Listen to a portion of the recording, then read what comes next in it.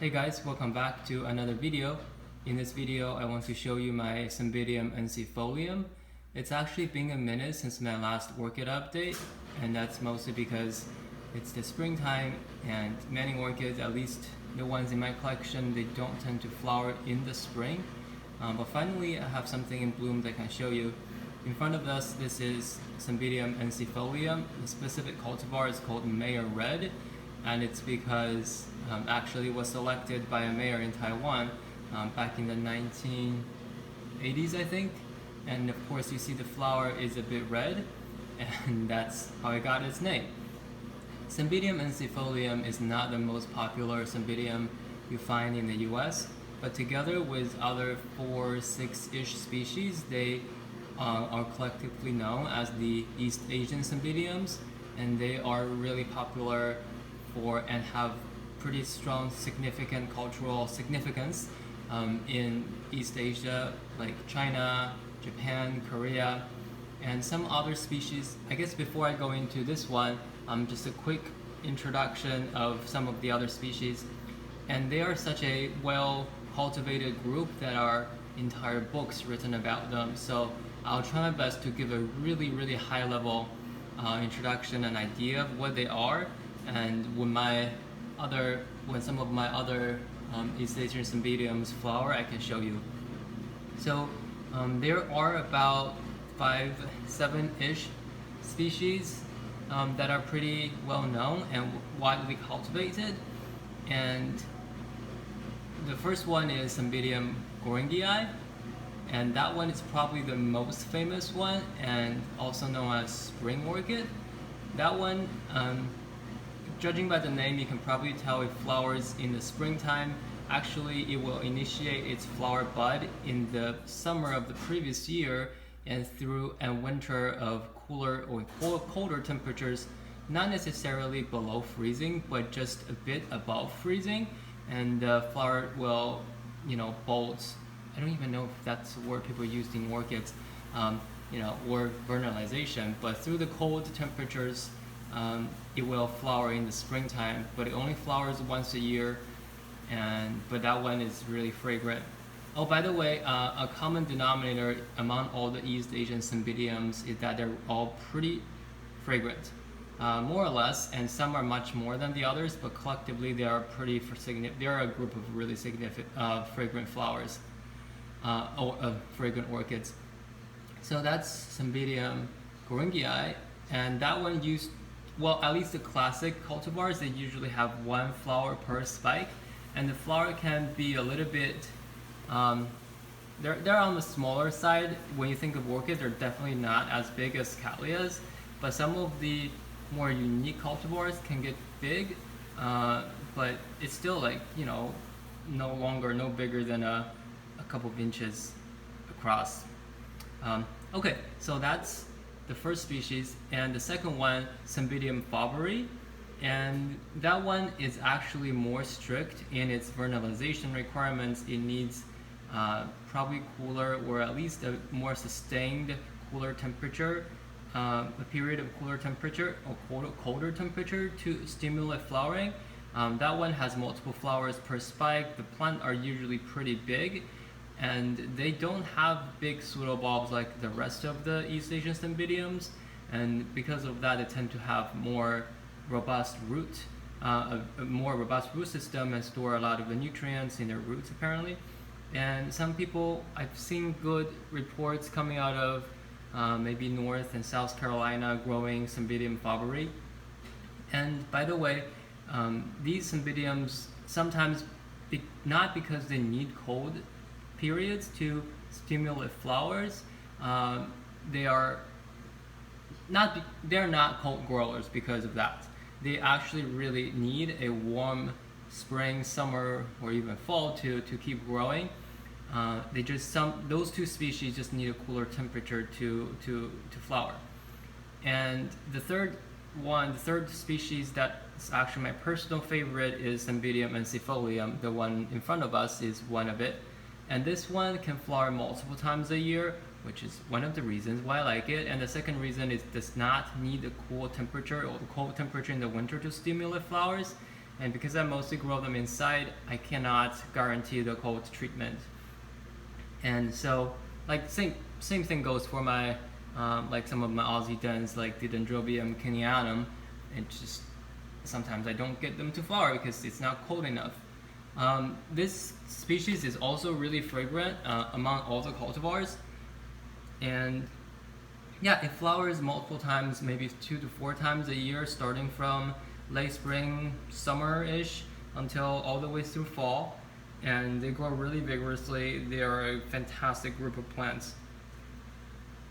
There are some other East Asian Cymbidiums I don't know too much about, like Cymbidium kairan, Cymbidium sinensis, Cymbidium torticipalum, or something like that. So I don't really know too much about them, but some of them I also heard that, like sinensis or even kairan, needs like cooler temperatures to release the scent. So that could also be challenging for many home growers. But for this video, I will focus on the Cymbidium ensifolium, which in my opinion is a great house plant. Okay, oh, one more thing, or I guess a few more things before I go into this species. First of all is that they, like when you think of Cymbidium, sometimes you think of the Cymbidium sold in flower shops or orchid nurseries that have those big flowers and pendulous flower spikes. So that's actually in another group that is pretty different from this group of Cymbidiums. Of course, hybrids are made, but that's a different group. And the other thing was, usually many of those, this applies to all the Cymbidiums I was talking about earlier.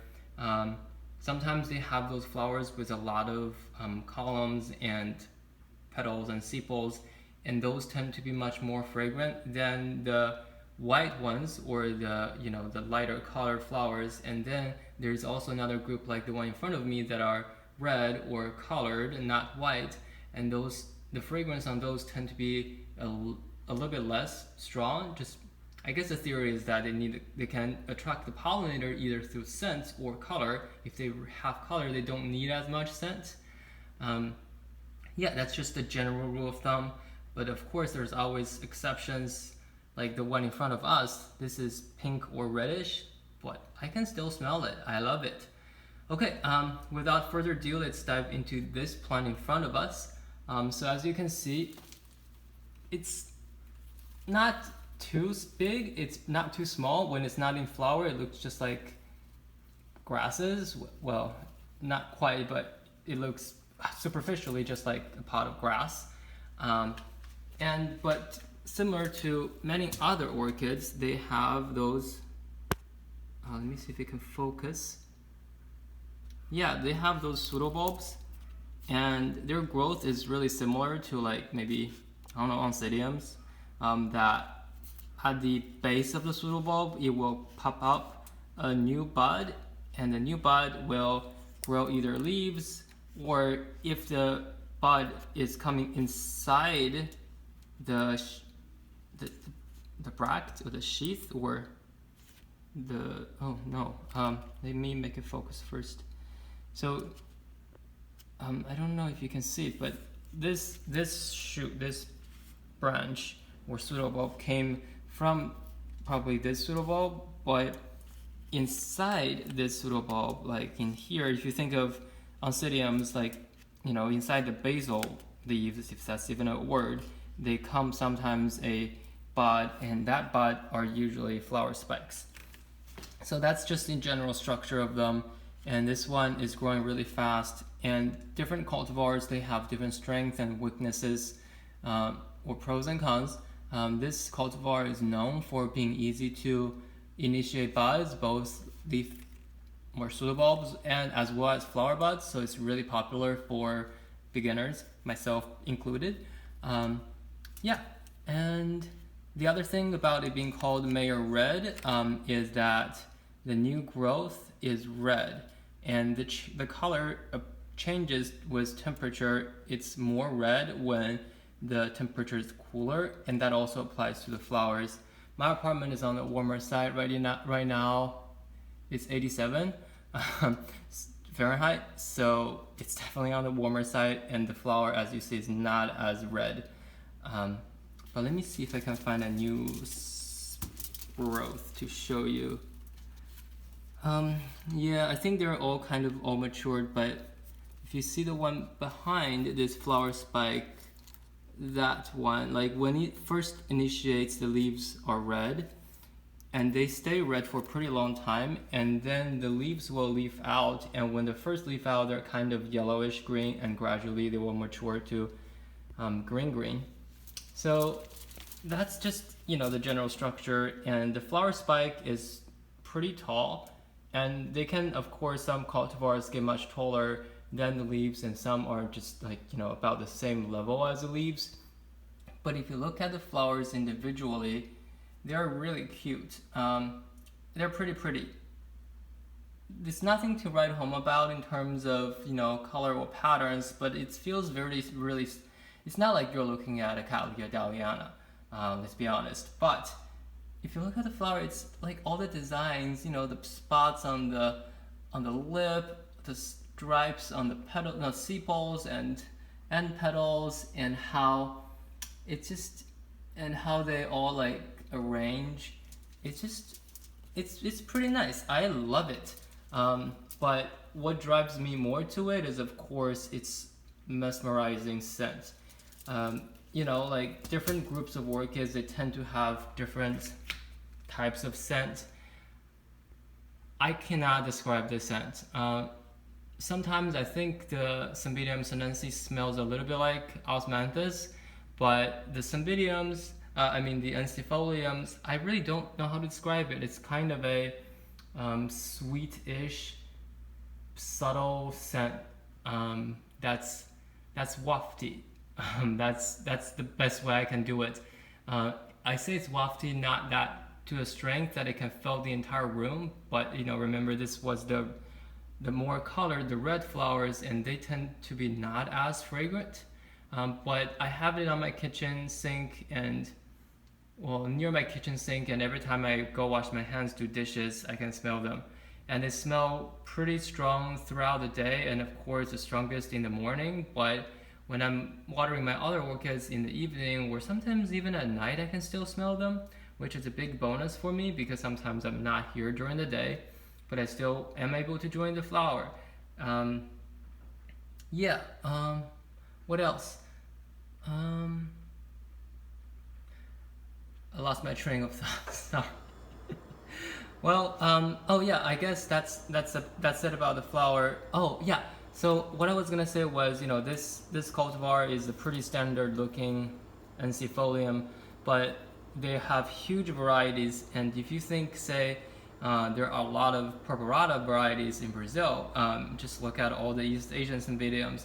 They have different colors, well, mostly ranging from white or red or yellowish or green or spotted. But that's a pretty wide spectrum, and also there are so many different shapes and colors and sizes of the leaf. So this one is, again, just look like a pot of grass. The leaf is kind of, you know, skinny, strap-like. But there are cultivars that are really short with really wide leaves, and there are cultivars with leaves that are variegated or with, you know, like golden edges, and there are cultivars with much more upright leaves. It just, like, you can have two plants in the same species, two cultivars, but they look so different that you would think they're two different plants.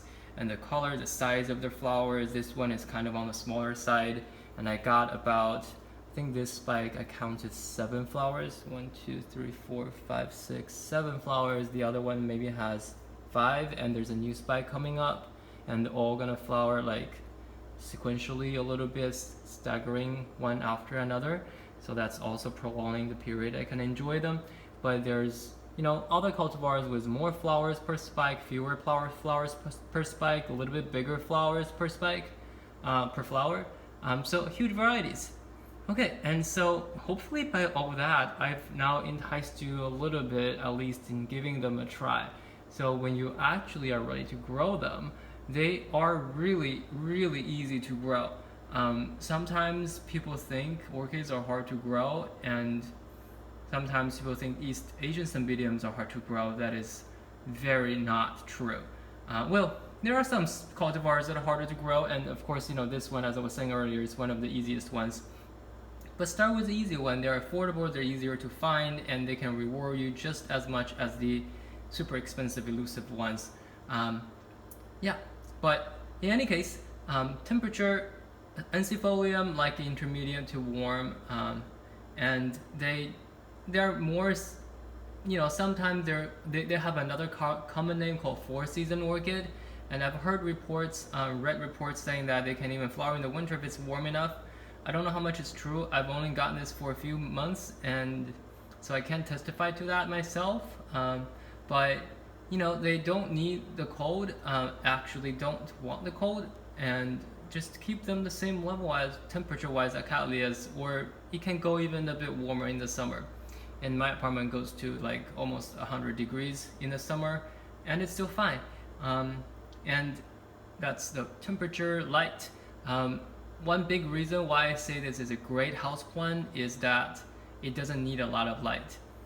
I grow it, I would say probably like indirect bright light, that like what you give for Oncidium, and yeah, or like sometimes even a brighter Phalaenopsis light will do. If you put it on your table, on your desk, yeah, as long as there's a window next to it, I don't see any problem growing it. And of course, you can judge by the leaf. Sometimes when the leaf is a little bit on the lighter side, the mature ones, not those new leaves in this case, but when the leaves are on the mature side, if it's turning yellowish, you can probably feel that might be an indicator that you are getting too much light. If it's on the sometimes even have spots, that's definitely an indicator of too much light. And if it's on the super dark green side, maybe that's too little light. And of course, the leaf color varies a lot by the cultivar, so that's not always a sure tell. But yeah, you can kind of judge by that. But light, like Phalaenopsis to Oncidium light, totally fine. And light, temperature, I guess water and fertilize. Oh yeah, and this is a terrestrial orchid. And unlike many of the big flowery Cattleyas, or unlike many of the orchids, this is terrestrial. But they're not that finicky about their potting medium. I have them in bark. I actually have my other ones just in a bottle of, like a used water bottle, potted with like some chunks of orchiata bark or perlite, or like those round like clay balls. I forgot what they're called. Yeah, they're not picky. They grow super well as long as you can keep the roots moist. And I guess that's one thing that's a little bit harder or more finicky about these, is that they want their roots moist. They don't need it to fully dry out, and please do not dry them out fully. And they don't like to be waterlogged. Well, I guess that's a pretty standard requirement for many orchids, so it's nothing special. Like, just water them as if you're watering a Cattleya or Oncidium in bark. That's totally fine, and fertilize similarly weekly, but weekly, like you don't need to fertilize them too much. I've never fertilized this one actually. Well, I think this past Friday was the first time I fertilized it, but just have weak fertilizers. That should do it. Sometimes I see people selling Cymbidium specific fertilizers for flowering. I think those apply with like a lower nitrogen ratio. I think those apply to the bigger Cymbidiums, bigger flower Cymbidiums. For those, I think a balanced NPK is totally fine. I wouldn't go crazy on those fertilizers. Yeah, that's basically it. Culture, super simple. Warmth, maybe cooler in the winter or so, but it needs a warmer temperature, this species, to trigger flowering, to start flowering, and it will keep flowering if the temperature stays warm. Intermediate light and just indirect bright light is fine, and keep the water just like you water any other orchids in pots. Yeah, and they can stay there in their pot for a long time. This is not the biggest pot, and it has, I don't know, like 15, 20 pseudobulbs in it. So yeah, it's also space saver. Great plant. easy cultivation, easy culture, and yeah, they're just. I'll shut up. You can tell how much I love this. I feel like if I were to get rid of all my orchids, these ones will be one of the last ones to go, just because they're so easy and they are so rewarding, and I don't have to water them all the time like I do with some of my other plants. But that's also partially my fault because I mounted them. Anyways, yeah, so that's it for this Cymbidium, ensifolium.